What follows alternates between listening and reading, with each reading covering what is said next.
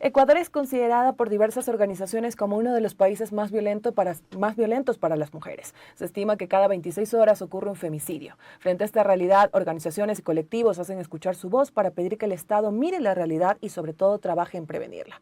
¿Considera usted que en nuestro país el gobierno empieza a mirar la violencia de género, los femicidios y la vulneración de derechos hacia las mujeres o aún no? No, por supuesto, aún no. Como tú has indicado, las cifras son alarmantes sobre la violencia de género que sucede en nuestro país. La Alianza de Organizaciones de Mujeres que atienden casos de violencia y que registran estos casos indican que 1.378 mujeres han sido víctimas de femicidio desde el 2014, que se aprobó el COIP, hasta el 2022. Solamente en el 2022, 246 niños y niñas quedaron en la orfandad. Estos niños y niñas a cargo de las abuelas, las tías, sin la protección estatal de vida. El femicidio es una manifestación de este sistema machista y patriarcal que vivimos las mujeres y que cada día tiene una manifestación más cruel sobre las mujeres. Encontramos que estos casos de mujeres que son violadas, envenenadas, estranguladas, acuchilladas. Hubo un caso de una mujer que le dieron 110 puñaladas, cuerpos que son destrozados, enterrados, avaliados. Esto muestra este odio, esta rabia, misoginia contra las mujeres, ¿no? El Estado es responsable de los femicidios que existen en un país por acción u omisión. Esta violencia es estructural y por eso el Estado tiene la responsabilidad de prevenir y que estos hechos no se repitan. Los recursos que otorga el Estado son insuficientes. No hemos visto una campaña sostenida para prevenir la violencia, para transformar estos patrones socioculturales, para atender de manera integral a las niñas, a las adolescentes, a las jóvenes que viven violencia de género. Estimada señora Herrera, ¿y por qué conociendo de esta realidad, porque se habla mucho, no solo en medios de comunicación, sino también en diversos espacios, por qué cree que conociendo esta realidad el Estado, las instituciones, el gobierno, no actúan en estos puntos que usted ha señalado son importantes? Porque el tema del femicidio y la violencia de género no es ajeno a la realidad y al debate. El gobierno en los dos últimos periodos ya no tiene un modelo de desarrollo centrado en el ser humano y en la vida, ¿no? Hemos visto que el centro y la preocupación son otros temas, las ventas de los activos, a las transnacionales, la prevalencia sobre lo financiero y la banca. Entonces el centro no son las personas, no son las gentes, no es la vida. Por tanto, hay un problema de inseguridad muy grave en nuestro país. Cuando existe esa inseguridad, también entonces la vida de las mujeres está en riesgo y es uno de los primeros sujetos, uno de los primeros grupos que está en desprotección y va a ser víctima de la inseguridad. Ustedes como CEPAM brindan el acompañamiento y también están pendientes de estos casos de violencia de género y yo le quería preguntar, en este caso, ¿con qué trabas, con qué obstáculos ustedes se han encontrado en el sistema de justicia en el país para darle acompañamiento a estos casos, para buscar justicia también? Claro, el sistema de justicia también está permeado por este sistema machista, patriarcal y por tanto en los primeros momentos no aplican los protocolos debidos, lo mismo que pasó en el caso de María Belén, y todas las madres víctimas de femicidio se encuentran con esta primera traba. A pesar de que existe un protocolo para que se debe aplicar en casos de desapariciones y en casos de muertes violentas de mujeres, el sistema estatal no aplica ese protocolo. Por tanto, la investigación corre el riesgo de que no se conozca la verdad y no se haga justicia.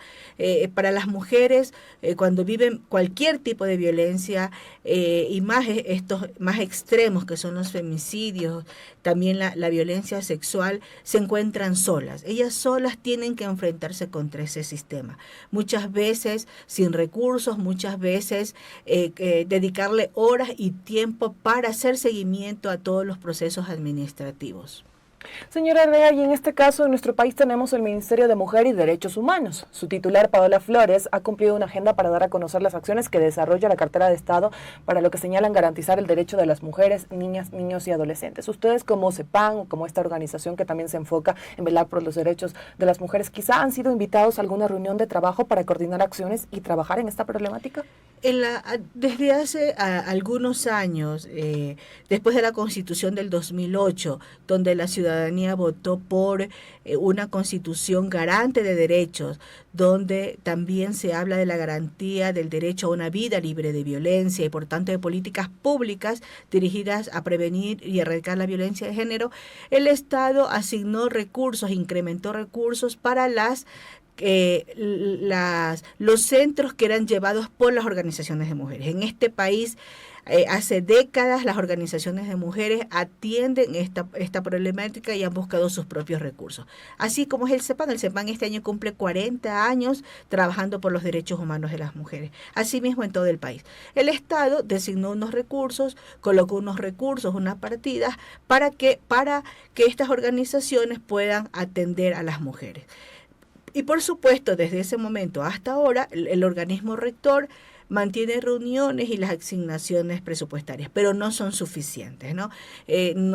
Por la inseguridad que vive el país, los casos se incrementan. Los equipos técnicos no pueden, porque son pequeños, no pueden cubrir la demanda. Además, porque, por ejemplo, los casos de femicidio son procesos de 1, de 2, de muchos años, ¿no? Tenemos, por ejemplo, el caso de Paola Guzmán, que tuvo que ir a instancias internacionales, duró 20 años para lograr verdadera justicia y que el Estado asuma la responsabilidad. Acompañar estos procesos de manera integral, acompañamiento también en la prevención comunitaria, requiere de recursos técnicos y económicos, y no son suficientes. Señor Herrera, y en este caso los cuestionamientos de colectivos feministas, organizaciones y familiares de mujeres violentadas no solo son hacia el gobierno, sino también hacia la Asamblea Nacional, a quienes demandan verdaderas leyes que no solo queden en el papel. El legislativo tendrá nuevas autoridades, también quienes encabezarán las comisiones. ¿Cómo cree debe estar conformada esta nueva agenda de trabajo también que debe estar enfocada en temas de género?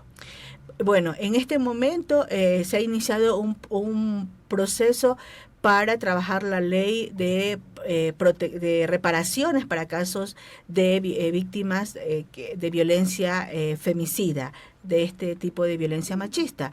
Nosotras consideramos que es importante, por ejemplo, este instrumento normativo, porque la reparación, la responsabilidad como es del Estado, porque no ha hecho acciones de prevención, no tiene una política clara de prevención, por eso es la responsabilidad del Estado y la reparación tiene que ser del Estado. En este momento la Administración de Justicia pone como responsable de la reparación al victimario, un victimario que va a estar en la cárcel, ¿no?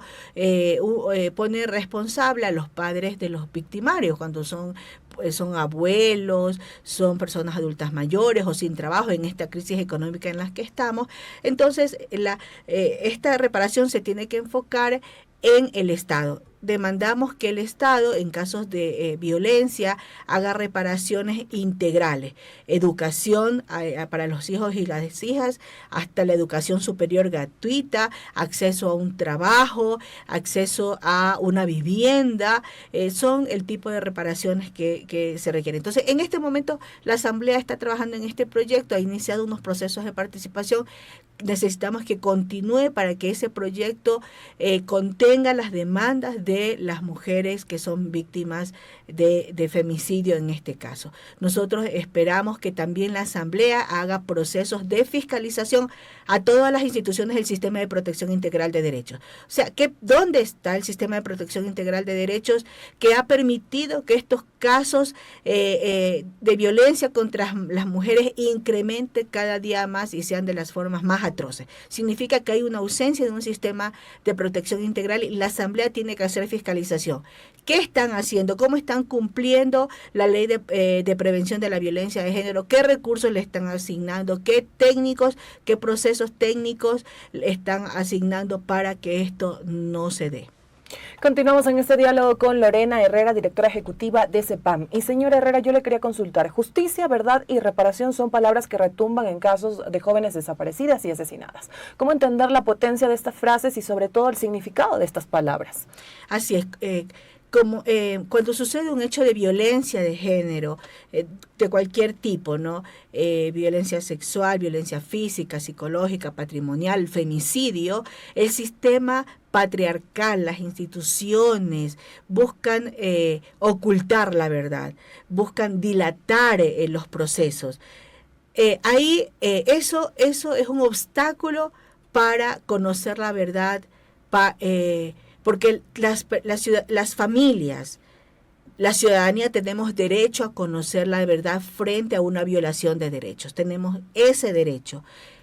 Tenemos derecho a que se haga justicia, que las personas involucradas en ese hecho, de forma directa, por omisión o por complicidad, sean sancionados como lo establece la ley.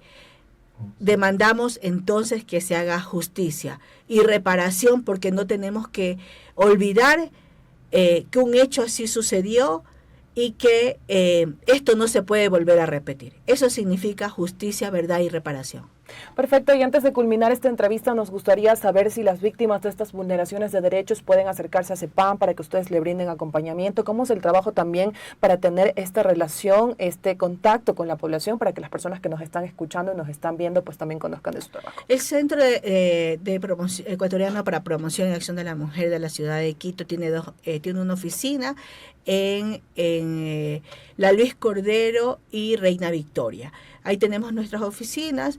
Es un equipo que ahora está abriendo unas alianzas, por ejemplo, con la Universidad Católica Universidad Católica del Ecuador, con su consultorio jurídico y con su clínica de derechos humanos. Tenemos una alianza para poder responder a esta alta demanda de casos de violencia de género. Vamos a también a iniciar una alianza con la Universidad de San Francisco para unirnos y poder hacer un acompañamiento integral. A nosotras nos interesa que estas mujeres puedan recuperar sus proyectos de vida, puedan reconstruir sus proyectos de vida, que estos niños y estas niñas que también son víctimas, ¿no? Que son parte de este núcleo familiar, y que también puedan hacer procesos para recuperar sus proyectos de vida y puedan ejercer sus derechos y vivan con felicidad, porque eso es lo que buscamos al final.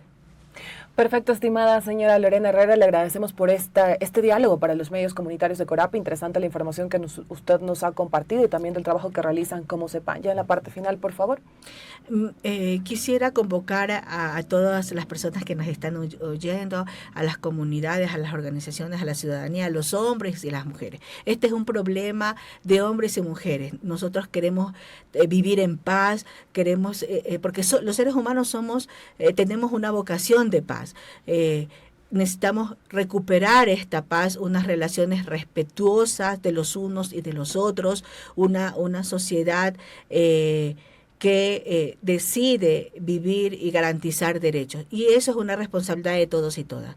Les invito a que nos esforcemos en las relaciones cotidianas, familiares, personales, de pareja, en las relaciones sociales, económicas, a luchar por esta paz que todos y que todas deseamos, una sociedad de derechos y de justicia. Muchas gracias por su tiempo y que tengan un excelente día. Gracias. Amigos y amigas, nos vamos a una pausa con esta entrevista. Ya regresamos aquí en Ecuador en Contacto.